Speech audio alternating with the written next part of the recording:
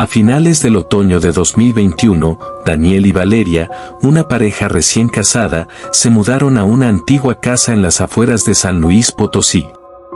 Era una propiedad con más de 100 años de antigüedad, hecha de piedra, con vigas de madera a la vista y suelos que crujían como si respiraran. La adquirieron a muy bajo costo a través de una herencia distante de un tío abuelo del que nadie sabía mucho. Durante la mudanza, encontraron en el desván un reloj de péndulo que medía casi 2 metros de alto, con la madera ennegrecida por el tiempo y detalles tallados con figuras extrañas. A pesar de su aspecto sombrío, Daniel insistió en colocarlo en la sala principal, justo frente a la escalera. «Es una pieza antigua, debe valer algo», dijo. Nadie les advirtió que ese reloj jamás debía volver a ponerse en marcha. La primera semana fue tranquila. Valeria trabajaba desde casa y Daniel salía temprano a su oficina. Todo iba bien, salvo por una pequeña peculiaridad: cada noche, a las 3 de la mañana exactas, el reloj comenzaba a sonar con un campanazo profundo y gutural, completamente distinto al típico sonido metálico. La primera vez que sonó, ambos se despertaron sobresaltados. «Debe ser un error del mecanismo», pensó Daniel, pero al revisar, notó que el reloj ni siquiera estaba conectado o funcionando correctamente. Aún así, marcaba la hora con precisión escalofriante. Valeria comenzó a tener pesadillas. En ellas, veía una silueta alta, con cuernos y ojos de carbón, observándola desde la esquina de la habitación cada vez que el reloj sonaba. La tercera noche, al despertar tras otro campanazo a las 3 de la mañana, Valeria encontró arañazos en la pared junto a su cama. Profundos, como si un animal enorme con garras hubiese intentado entrar al cuarto. Daniel no supo qué decir. No tenían mascotas y las ventanas estaban cerradas desde adentro. Decidieron revisar las cámaras de seguridad que habían instalado como parte del sistema de alarma. Lo que vieron les heló la sangre. A las 3 a.m., una sombra se deslizaba por la sala, emergiendo directamente desde el reloj. No tenía forma sólida, más bien una silueta distorsionada que parecía reptar por el suelo y subir lentamente las escaleras hacia su habitación. Daniel pensó que era una interferencia o un fallo de las cámaras. Valeria, en cambio, estaba convencida de que algo había sido liberado. Angustiados, buscaron a un restaurador de antigüedades, un anciano llamado Don Ernesto, quien aceptó visitar la casa al enterarse del modelo exacto del reloj. Al verlo, palideció. «Este no es un reloj cualquiera», dijo con voz temblorosa. Este modelo se fabricó en Alemania en 1898 y se cree que era utilizado en rituales ocultistas por una secta que creía en la invocación del ser del tercer tiempo. Era un demonio menor que, según la leyenda, solo podía manifestarse a las 3 en punto, la hora opuesta a la muerte de Cristo, conocida como la hora del diablo.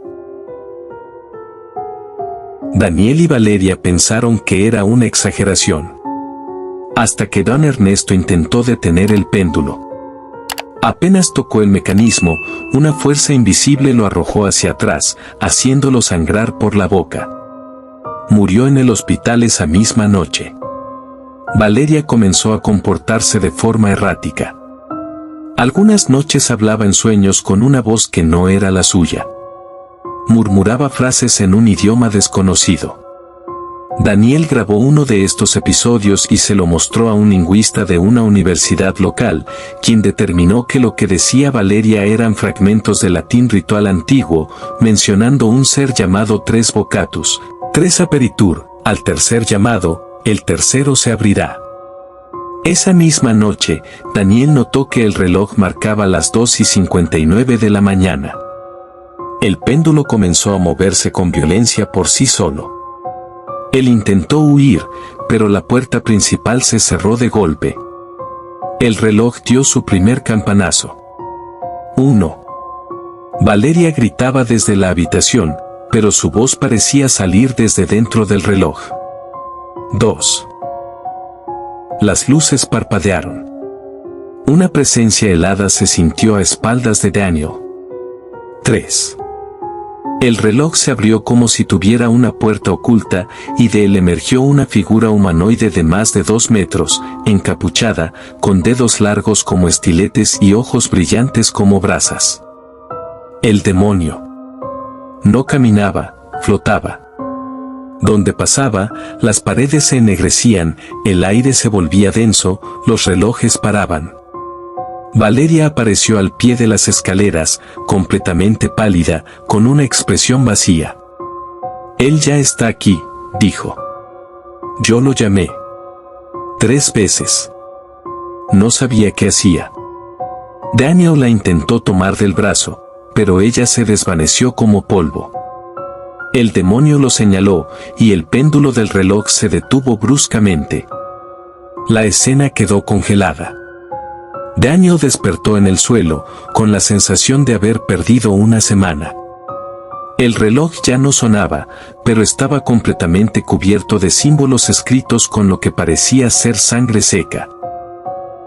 La policía lo encontró vagando por la carretera, sin memoria, sin ropa, hablando en lenguas desconocidas.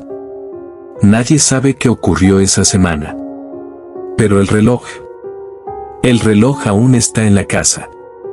Y alguien más lo ha comprado sin saber lo que es. 6 meses después. Una joven pareja, Emilio y Renata, encontró una ganga inmobiliaria que no podían rechazar, una antigua casa colonial en las afueras de San Luis Potosí.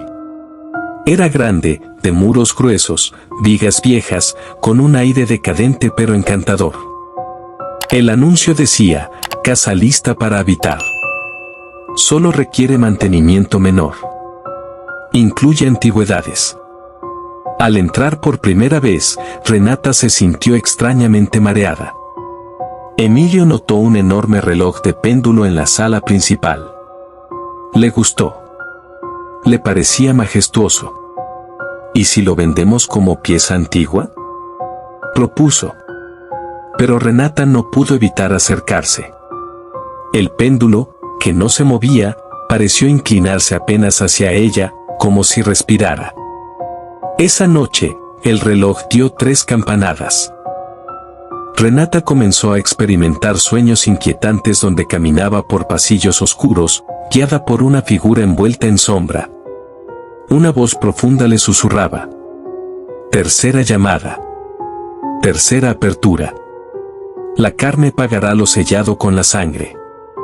Mientras tanto, Emilio comenzó a escuchar ruidos por la madrugada. Pisadas que subían la escalera. Risas distorsionadas. Y siempre, a las 3 de la mañana, el reloj marcaba la hora con 3 campanadas lentas y sordas. Una noche, encontró la palabra Bocatus grabada con uñas en el interior del ropero. Renata negó haberlo hecho. Al día siguiente, en una tienda de antigüedades, Emilio intentó vender el reloj. El dependiente, al verlo, se puso blanco. Ese reloj, debería destruirlo. De inmediato. Es uno de los 5 fabricados para la Orden de los 3 sellos. Todos los demás están bajo llave en el Vaticano. Ese es el único desaparecido desde 1899. Emilio no supo qué hacer. Cuando regresó a casa, Renata lo esperaba en la sala. «No debiste intentar alejarlo de mí», le dijo con una voz que no era la suya. Renata comenzó a cambiar. Sus ojos se oscurecían por las noches. Dormía de pie, frente al reloj. Murmuraba frases como: «El ciclo debe cumplirse. Carne nueva para el pacto». Una madrugada, Emilio la siguió hasta el sótano. Allí descubrió un círculo hecho con velas y símbolos antiguos, el reloj arrastrado hasta la base de la escalera y a Renata de pie, con los brazos extendidos. El reloj marcó 3 de la mañana. Las velas se apagaron al instante. El reloj se abrió con un chasquido como de huesos quebrándose. Y él salió otra vez. Pero esta vez, no era solo una aparición. Esta vez traía carne, piel, voz y hambre. Renata se arrodilló. Estaba poseída. Emilio corrió. Llegó hasta el auto. El motor no encendía.